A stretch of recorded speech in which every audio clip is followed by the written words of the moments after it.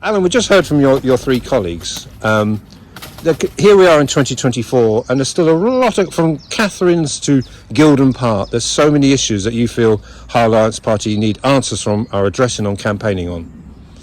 So many.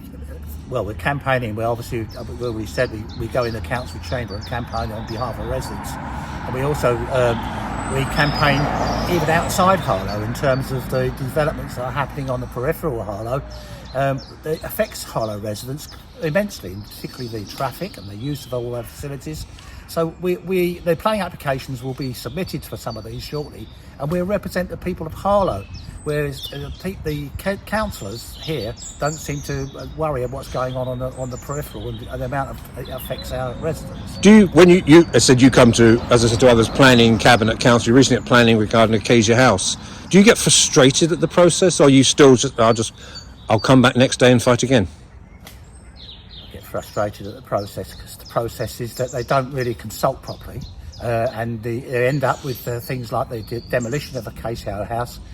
We never get through really the true facts that are going on behind the scenes. Oh, well, we know we had fire problems in terms of the building, but we don't know what the cost of putting that right. There's actually evidence to say that.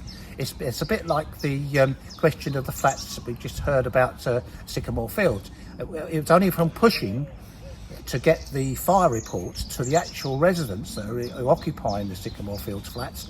But they've never really told us. They said it's going to cost $5.5 million to put it right. We've got no evidence to that effect. We've got no evidence to the fact that when they're going to demolish it and rehouse these people or pay them off for their leases, what the cost of that's going to be. It could be phenomenal. Has there been, forgive me, my ignorance, has there been a public meeting for the residents of Sycamore Fields? Has it all been a bit... No. They've approached the leaseholders individually.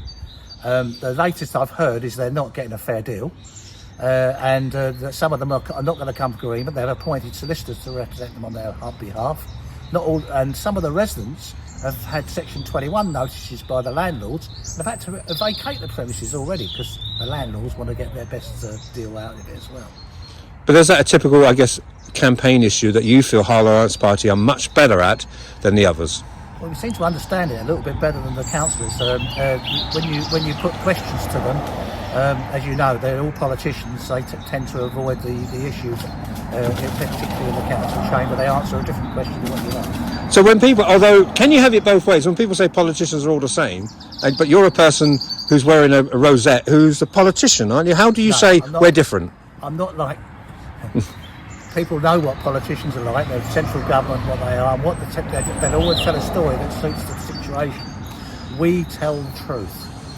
Whether it hurts or not, we will tell the truth. We also want to obviously get better council services. One of the things that we're really campaigning on is that when you ring up, you can't speak to an individual. And the cash office being closed. It's not a service to the public. And that's what they should be doing, giving service to the public. I know they're keeping the council tax down. It's no good having the council tax down and no service. But you will continue to you're campaigning for the people of Harlow.